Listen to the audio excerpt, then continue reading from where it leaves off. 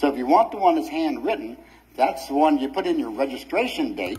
So discovering that changed to the freedoms that... With DP, I communicated with the... By doing these things, we can now expand all this energy and everything we're doing. But it's us. And if we adhere to that and conduct ourselves accordingly, everything is going to just roll out fine. DJ alluded to the intent.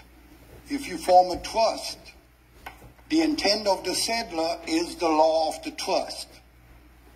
So our intent is what carries the energy. And we don't want to nullify that by thoughtless behavior. Thank you, guys. Thank you, Michael. You know, that's so important that we understand that. I mean, we have to understand the basics, but how do we operate in the private? That's so important because it's accountability. Like you said, the more freedom we have, the more responsibility we have. And now we're not just responsible for ourselves. We're responsible to each other because we're creating this new world. Everybody asks, what is next? What is down the road? Oh, we don't know. I don't have all the answers. And why? Because we're still creating this. And that's what a lot of this is about, is pulling everybody in so we can pool resources. And now that we can leave here all on the same page, or relatively on the same page, and we can now expand all this energy and everything we're doing. But it's accountability. We all have to be, I'm accountable to all of you folks. If I go out here and get stupid, everybody suffers. And it's the same thing with every one of our members. When one of our members gets crazy and goes out there, it bids us a black eye. And it's something that we have to deal with. In the past, I've dealt with DP. I communicated with the FBI on more than once, where they had a member that was out of control. And so that is what we're going to have. We have to be able to police ourselves to a certain extent. Only policing ourselves is counterintuitive to what we're trying to do. Right. So, we have a responsibility to ourselves, or to the membership, and to the world, to humanity as a whole, to act honorably, act equitably, and to call our brothers on that. If somebody is not acting equitably, it is our duty to call them on it. So, we're creating this new world, and it's a huge, huge responsibility. We've got some wonderful people here, though. Would you like to talk a little bit about private? I know you've been into this for a minute as well. Introduce yourself. Sure. My name's Mark William, and last name is Smith. Wow. It's where to start. I guess my journey began in the military. You quickly find out in the military that you don't have any rights, really. They own you. And when I got out of the military, that was one of the reasons why I got out of the military, is because people that outranked you basically told you what to do, how to do it, even though they were completely wrong. So I saw that and I said, something's wrong here. Got out of the military and quickly discovered that we really didn't have any rights out there either.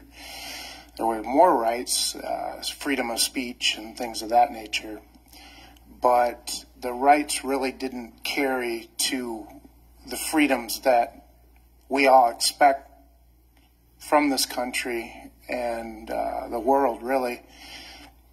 So I started investigating it, and then it came out about the all caps name, and that's when I went, oh, okay, that's how they got us, right? Now it becomes a matter of what do I do with this all caps name and what they've done to us. So it became a separation, really. I had to change my status, and I even went through a name change and told them that I was not this all caps name, but I was the upper and lower case. When you do that, you figure out that they cannot put on a court document your name in upper and lower case. It's impossible. Your Social Security card, it's impossible. We've actually walked in the Social Security office and asked them to do it, and they've tried it on their computer screen, and they cannot do it. It's impossible. One of the things you may or may not know is there's a birth certificate that was created when you were a few days after you were born, but there is also a certificate of live birth. One of the things that, if you go to your county where you can get the birth certificate or the certificate of live birth, if you ask specifically for the certificate of live birth, they will give you a birth certificate. So you have to kind of educate them on the difference. Typically, the county registrar is the person to speak to get you the actual certificate of live birth that has, in my case, and I don't know with yours, it has my mother's handwritten, my name, her name, the whole night. It proves that I was born alive. One of the things that we don't realize is when the state creates the birth certificate, it's actually a death certificate. It's the afterbirth, the DNA that has you and makes you accountable for that all caps name. So, discovering that, changing the status, and now this has been wonderful with JT, this surrender, bringing that trust, that large trust, accepting it, and surrendering. One of the things that I have trouble with is surrendering, and the trust is shown that that's the remedy, really. That's what brings us to where we're at. So I thank you for that. Thank you. Thank you.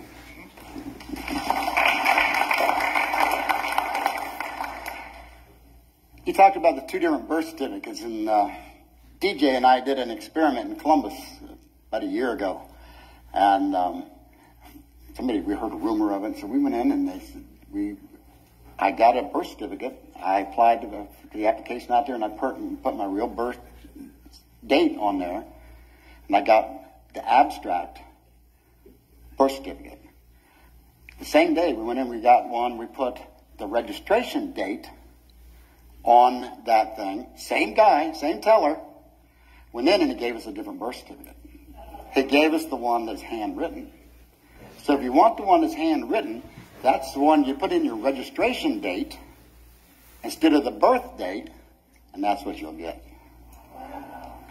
So, right. If I can not rebut, but add to Mark's comment there a real quick second.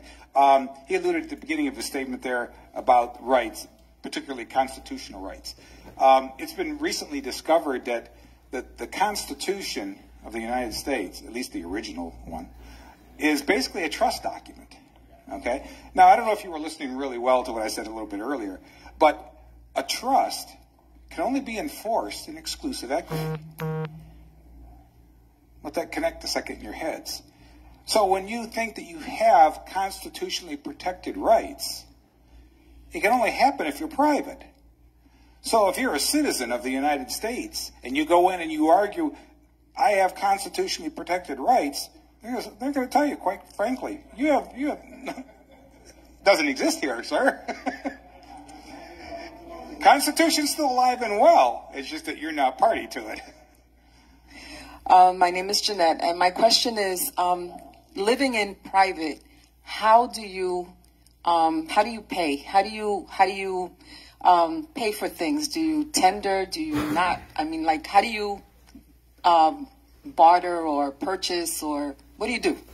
Well, and that's something that we're all